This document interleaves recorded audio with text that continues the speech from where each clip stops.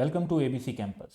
Our subject is CAF 3 Business Law, Chapter number 14, Issue of Shares and Distribution of Profits, 12th video on Objective-Based Question and Answer 21 to 40 from ICAF Study Text 2020, and I am your facilitator Kashif Deel.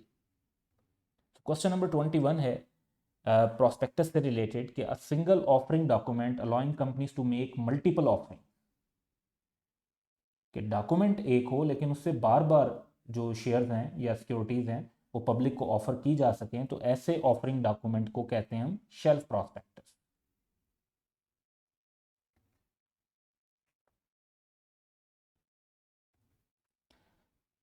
A supplement to the prospectus invites the general public for subscription of earlier offered securities.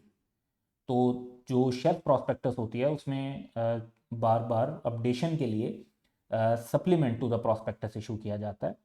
तो इस supplement to the prospectus में क्या चीज़ content होती है, तो इसका मकसद ही ये होता है कि अपडेटेड डिस्क्लोजर दिए जाएं, तो इसके अंदर जो updated disclosure and information include की जाती है।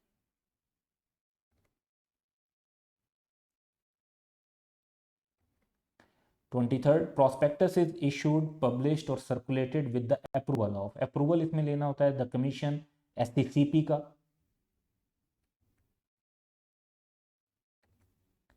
24, the prospectus in its full text or in such abridged form यानी summarise form shall be published at least, तो जो रिक्वायरमेंट है वो है कि 1 Urdu and 1 English daily newspaper. तो मैगजीन की रिक्वायरमेंट नहीं है, फोर्टनाइट न्यूज़पेपर की भी नहीं है, 1 Urdu and 1 English daily newspaper.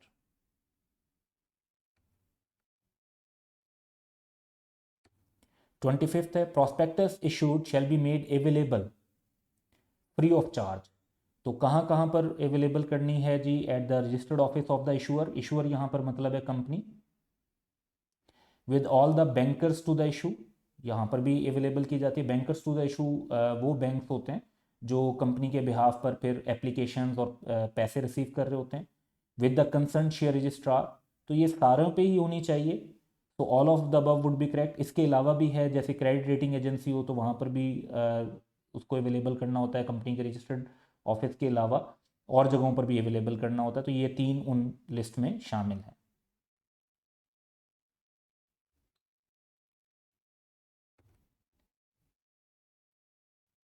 The prospectus along with the subscription form from the date of its publication in the newspaper till the closing of the subscription shall also be uploaded। अब uploaded का word ही define कर रहा है कि ये website की बात हो रही है, और क्योंकि प्रॉस्पेक्टस एक कंपनी से रिलेट करती है तो एक कंपनी जो शेयर इशू कर रही होती है उसकी वेबसाइट पर रिक्वायरमेंट होती है कि उसको अपलोड रखना है from the date of publication to the closing of subscription.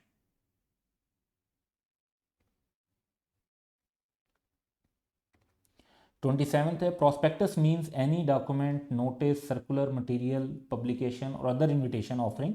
तो ऑफरिंग किसको की जाए तो उसे प्रोस्पेक्टस कहा जाता है? जनरल पब्लिक को।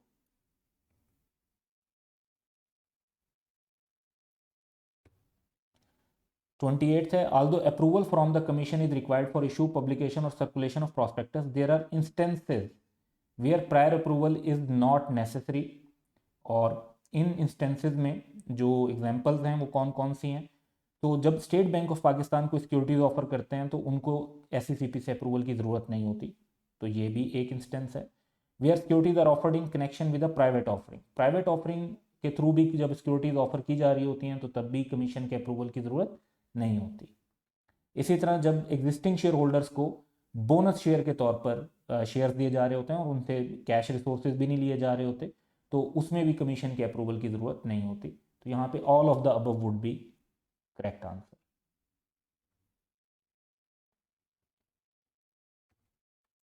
29th है, a prospectus approved by the commission shall be valid for a period of.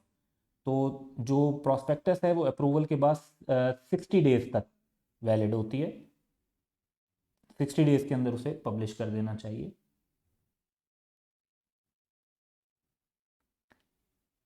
A prospectus shall not contain a statement purporting to be made by an expert unless the expert is a person। तो expert की अगर हम definition की बात करें तो expert is a person one by one देखते हैं. हु इज़ नॉट और हैज़ नॉट बीन इंगेज और interested in the formation of the company, ये बात ठीक है. हु इज़ और हैज़ बीन इंगेज तो नहीं. हु इज़ इंगेज और इंटरेस्टेड, तो who has not been engage in the formation और promotion of the company, that would be correct option.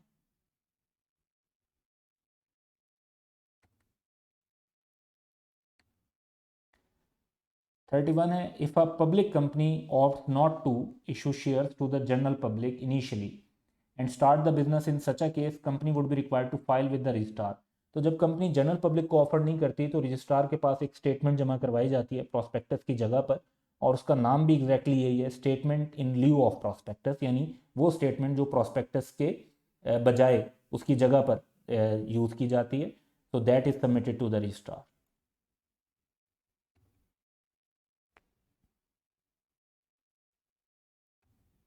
32 है, the prospectus is a formal document and need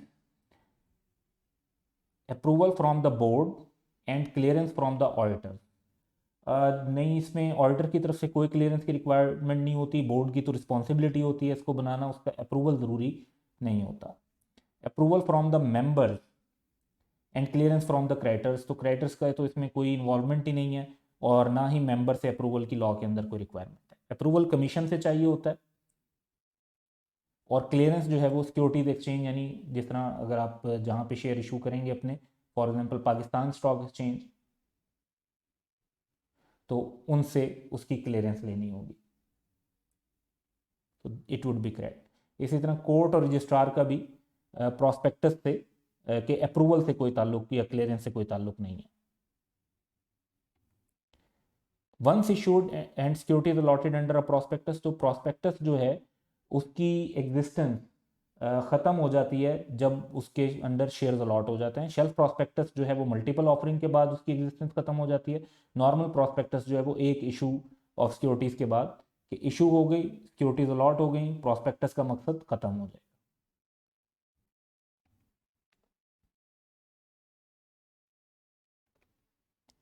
34 है, a prospectus is required to be submitted to the SCCP for approval at least जो उसकी publication in the newspaper की date होगी, propose date of publication होगी,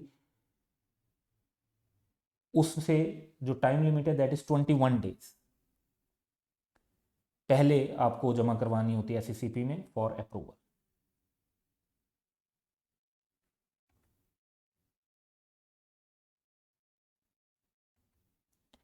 minimum time gap between the date of publication of prospectus and the date of subscription shall be, तो जो कम से कम time gap है वो 7 डेज का है और मैक्सिमम 30 डेज का होता है.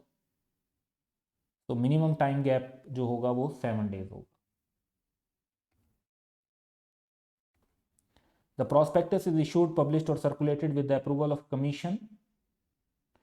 The same condition also applies on, तो नॉर्मल प्रोस्पेक्टस की तरह सेम कंडीशन जो है वो शेल्फ प्रोस्पेक्टस पे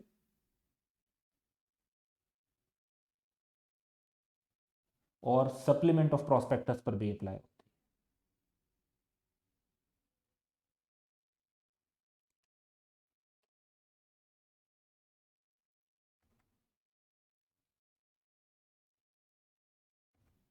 It is customary for the authorities to require the company to arrange and write the blank separately, and readers of the prospectus are specifically advised to read the same before making an investment decision.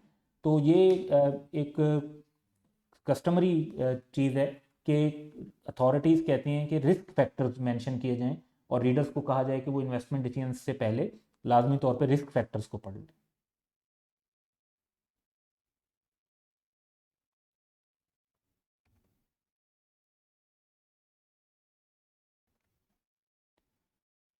Blank includes banker, securities advisor, engineer, valuer, accountant, lawyer, and any other person whose profession gives authority to a statement made by him. तो ये expert की definition का content है, तो यहाँ पर जो answer होगा वो भी expert.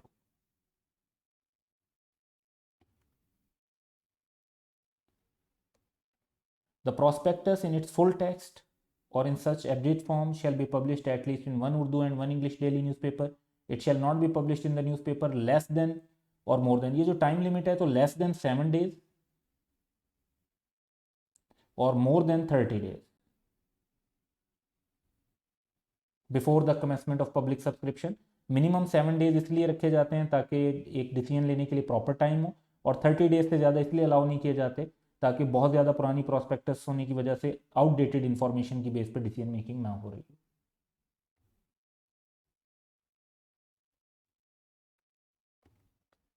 The purpose of prospectus is to invite offers from public for the subscription or purchase of any securities,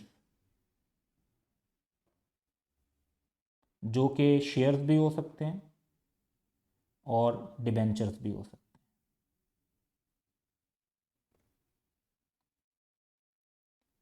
So that's all for today. Have a good day.